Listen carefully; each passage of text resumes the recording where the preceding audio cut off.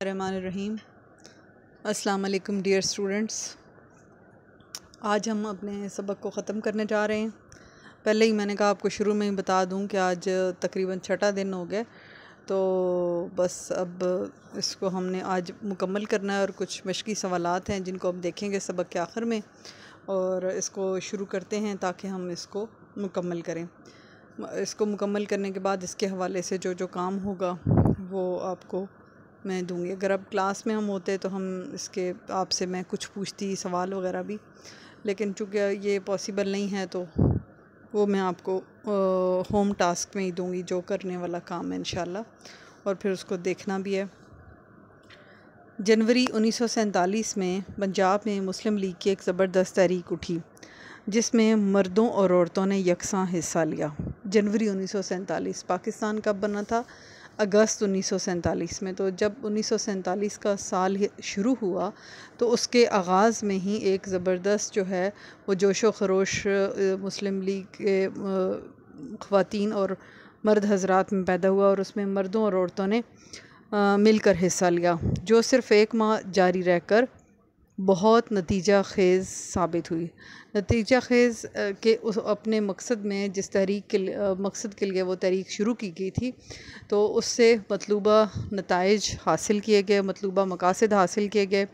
बरतानवी हुकूमत उससे मुतासिर हुई और उसे यकीन हो गया कि इस्लामिया ने हिंद के कौमी मुतालबे को अब देर तक मारज़े इल्तवा में नहीं रखा जा सकता। मारज़े यानी इनको ज़्यादा देर तक टालना आसान नहीं है, और हिंदुस्तान के जो मुसलमान हैं, इस्लामिया ने हिंद, हिंदुस्तान के मुसलमान, तो बरतानवी हुकूमत पर उस तहरीक का बहुत असर हुआ जो जिसमें मर्दों और औरतों ने मिलकर हिस्सा लिया। अब आप ये देखें, फिर ये चीज़ नोट करने के काबिल है कि हिंदुस्तान में मुसलमान बहुत थोड़ी तादाद में थे और हिंदू बहुत ज़्यादा तादाद में थे, लेकिन उनका इत्तफ़ाक और एक प्लेटफार्म पे इत्तेहाद और मिलकर जो उन्होंने पूरे जोश जज्बे के साथ जो कोशिश की, उस कोशिश से उन्हें खातिर खा नताइज हासिल हुए। बरतानवी हुकूमत पर भी उसका असर हुआ और उन्हें अंदाज़ा हो गया कि अब हम ज़्यादा देर तक मुसलमानों को अपना ग़ुलाम बनाकर नहीं रख सकते और इन्हें इनका हक़ देना पड़ेगा। इधर पाकिस्तान के मुखालफीन ने मुल्क भर में फ़िरका वाराना फ़सादात का सिलसिला शुरू कर दिया, जो आखिर साल तक जारी रहा, यानी साल के आखिर तक जारी रहा। और पाकिस्तान के मुखालिफ कौन थे? हिंदू और सिख थे। उन्होंने मुसलमानों की नस्ल कुशी शुरू कर दी, उनको लूट मार के ज़रिए ख़त्म करना शुरू कर दिया, मारना शुरू कर दिया। बहुत से लोगों के घर जलाए, उनके कारोबार को ख़राब किया, उनको जलाने और मारने की, ख़त्म करने की कोशिश की कि मुसलमानों को सफ़े हस्ती से मिटा दिया जाए या खौफज़दा कर दिया जाए, ताकि वो अपने इस इरादे से बाज़ आ जाएं और मुसलमानों को अलहदा वतन ना मिल सके।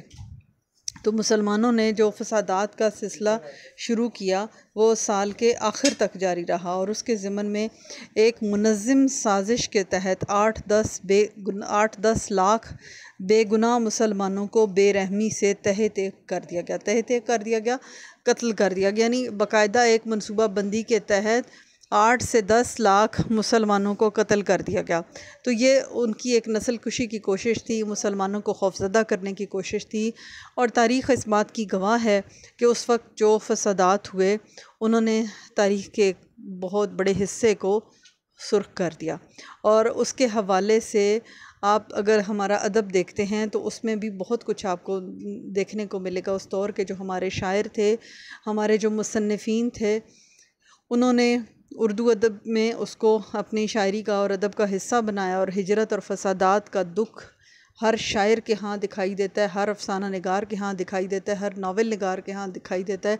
जितने भी अदब से ताल्लुक़ रखने वाले हसास तरीन लोग थे, उन्होंने इस दुख को महसूस किया और उसे सफ़ाए किरतास पर मुंतकिल किया और उसको जो है तारीख़ का हिस्सा बना दिया। तो ये एक बहुत बड़ा सानिया था। पाकिस्तान जो है ठीक है 1947 में बन गया, लेकिन उसके बनने से पहले और बनने के बाद जो फ़सादात हुए और जो मुसलमानों के साथ जुल्म सितम हुआ, वो उस जुल्म की दास्तान इतनी तवील है कि उस पर कई किताबें लिखी जा सकती हैं। इस दौरान में बरतानिया ने 3 जून को हिंदुस्तान और पाकिस्तान की आज़ादी के मुतालिक अपना नया मंसूबा शाया किया, जिसके मुताबिक 15 अगस्त 1947 को दोनों मुल्कों में 2 अलग-अलग खुद मुख्तार हुकूमतें कायम हो गईं।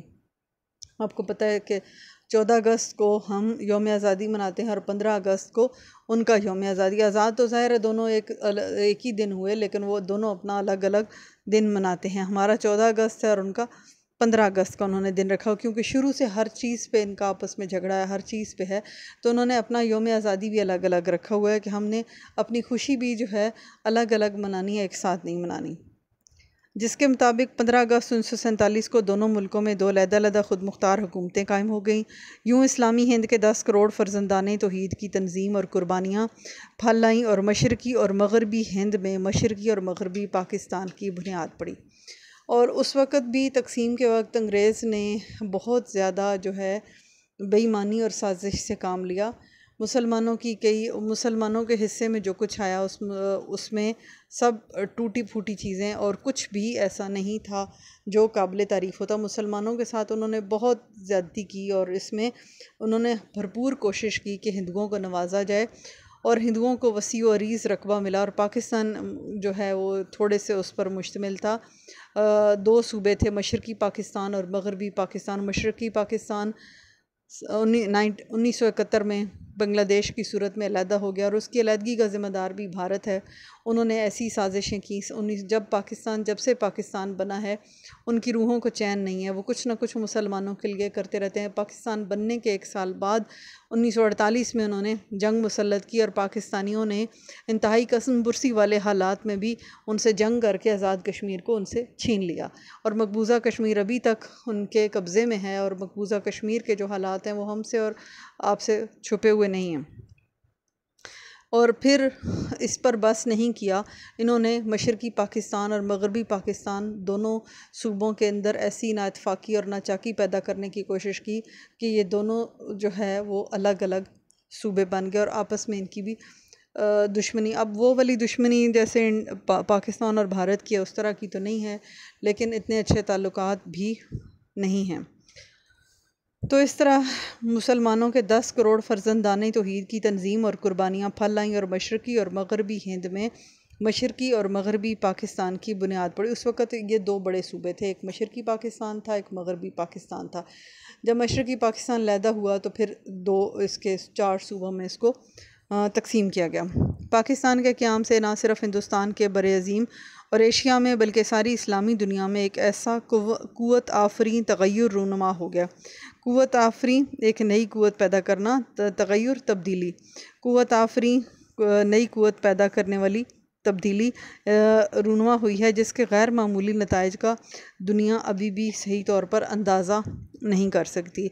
इधर ये अमर पाकिस्तान की मिलत इस्लामिया पर रोज़ बरोज़ वाज़े हो रहा है कि अगर उसे अपनी और अपनी दुनिया की तरफ अपना इस्लामी और इंसानी फ़र्ज़ अदा करना है तो पाकिस्तान की हुकूमत लाजमी तौर पर इस्लामी जमहूरियत के तरक्की परवर रसूलों पर कायम होगी। तरक्की परवर, तरक्की पसंद कि अगर हमने अपना आप मनवाना है और पूरी दुनिया में अपने मुल्क को आगे बढ़ाकर दिखाना है तो अपना इस्लामी और इंसानी फ़र्ज़ अदा करना है, क्योंकि ये वतन हमने इस्लाम के नाम पे हासिल किया था।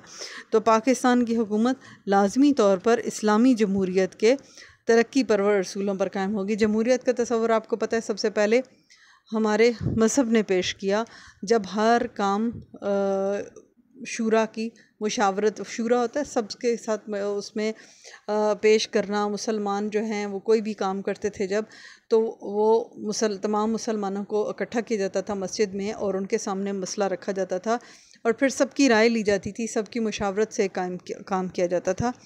तो वो जो असूल थे वो इस्लामी जमहूरियत पर मबनी थे। कोई एक फ़र्द वाहिद किसी पर अपनी मर्ज़ी मुसल्लत नहीं कर सकता था। तो और उसमें मुस्लिम और गैर मुस्लिम दोनों से मसावी सलूक किया जाएगा, जिसमें बड़े बड़े सरमायादारों के लिए जगह नहीं होगी, बल्कि जिसमें गरीबों और कारकुनों का ख़ास तौर पर ख्याल रखा जाएगा। लेकिन अफसोस की बात है कि अब तक हमारा मुल्क सरमायादारों, जागीरदारों और वडेरों के चुंगल में ही फंसा हुआ है और गरीब तबका दिन ब दिन पहले से बुरे हालों में जा रहा है, जिसमें औरत के हकूक़ और उसकी शख्सियत महफूज होगी, जिसमें दौलत इधर तमाम लोगों में मुनासिब तकसीम होकर और इधर बैतुल माल में जमा होकर अवामुन नास का मियार ज़िंदगी बढ़ाने के काम है। ये सारी बातें सोची जाती थी कि ऐसा करेंगे, हम इस्लाम के नाम पर जो ज़मीन हासिल करेंगे वहाँ अल्लाह का निज़ाम कायम करेंगे, हम ये करेंगे वो करेंगे। लेकिन अफसोस और बदकिस्मती के पाकिस्तान को ना तो ऐसे लीडर मिले और ना ही पाकिस्तान की आवाम में वो जज्बा बाकी रहा और ना ही उस जज्बे से काम लिया गया। हमारी कौम जो है बेशक जज्बाती कौम है, लेकिन इसको अगर सही काम पे लगा दिया जाए तो बहुत कुछ कर सकते हैं। लेकिन बस बात वही है, लीडरशिप की कमी की वजह से हमारा मुल्क जो है वो तरक्की ना कर सका और दूसरे लोग कहाँ से कहाँ पहुँच गए। मुसलमानों का नस्बुल-ऐन इस्लाम है, वो इस्लाम नहीं जिसका डंका मुतलिकुल इनान बादशाहों और ख़ुद गर्ज़ उमरा ने बजाया, बल्कि वो इस्लाम जिसका हामिल कुरान है, जिसने सिर्फ़ अनदेखे खुदा के आगे सर झुकना सिखाया। कि मुसलमानों की ज़िंदगी का मकसद इस्लाम है, कि मुसलमान जो है वो इस्लाम के मुताबिक ज़िंदगी गुजारता है, उसकी ज़िंदगी का मकसद, उसका जीना मरना सब इस्लाम के मुताबिक है।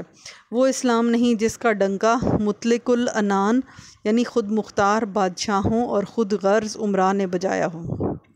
मुतलिकुल अनान ख़ुद मुख्तार और ख़ुद गर्ज़ उमरा, वो जो सिर्फ़ अपने मफाद के लिए सोचते हैं, बल्कि वो इस्लाम जिसका हामिल कुरान है, जिसने सिर्फ़ अनदेखे खुदा के आगे सर झुकना झुकाना सिखाया। वो इस्लाम जिसका नमूना हज़रत सल्लल्लाहु अलैहि वसल्लम और खुलफ़ाए राशिदीन के अहद में मुसलमानों की ज़िंदगियों में नज़र आता है। और इस्लाम का वो रूप हम कहाँ देख सकते हैं? सही मानों में सच्चा जो मज़हब की सच्ची तस्वीर दिखाई देती है वो नबी पाक सल्लल्लाहु अलैहि वसल्लम की सीरत तैयबा में या खुलफ़ाए राशिदीन की हयात मुबारका में हम देख सकते हैं। वो सच्चाई, वो दलेरी, वो खुद एतमादी, वो इनकसार व अमन पसंदी, वो मेहनत और मसावात, वो सब्र व तक़वा, वो मुस्लिम और गैर मुस्लिम सब की खिदमत, सब के हकूक़ का तहफ़्फ़ुज़, सबसे रवादारी और मोहब्बत, ये है पाकिस्तान के मुसलमानों का नस्बुल-ऐन। और हमारे कौमी शायर ने अपनी कौम के हर फ़र्द पर खूब रोशन कर दिया है। परे है चरखे नीली फाम से मंजिल मुसलमान की, सितारे जिसकी गर्दे राहों वो कारवां तू है। यानी मुसलमान की मंजिल तो आसमानों से भी कहीं दूर है, उसकी मंजिल ये सितारे नहीं है, ये सितारे तो उसके रास्ते की गर्द है, रास्ते की धूल मट्टी हैं, ये उसकी मंजिल नहीं है, बल्कि उसकी मंजिल तो इससे भी कहीं है और है, ऊपर है। और इंसान की पहुँच तो अर्शे बरी तक है। नबी पाक सल्लल्लाहु अलैहि वसल्लम वाक़े मेराज में जहाँ गए वहाँ फ़रिश्ते भी नहीं जा सके, तो अल्लाह ताला ने तो मोमिन को कैसी मेराज अता की और क्या मकाम अता किया। मुसलमान की तो वो मेराज है, लेकिन वो मुसलमान भी तो वैसे मुसलमान थे जैसा अल्लाह ताला चाहते हैं और जो सही मानों में मुसलमान होने का हक़ अदा करते हैं। तो वतन तो ये भी उन्हीं असूलों के लिए हासिल किया गया था कि हम हिंदुओं के साथ नहीं चल सकते, हिंदुओं के साथ ना हमारा मज़हब मिलता है, ना ज़बान, ना सकाफ़त, ना हमारी तहज़ीब, हमारी हर चीज़ उनसे जुदा है, तो हम उनके साथ नहीं चल सकते। तो बस ये आज हमारा ये सबक इख्तिताम पज़ीर हुआ। आइए अब हम इसके कुछ मश्की सवालात देखते हैं।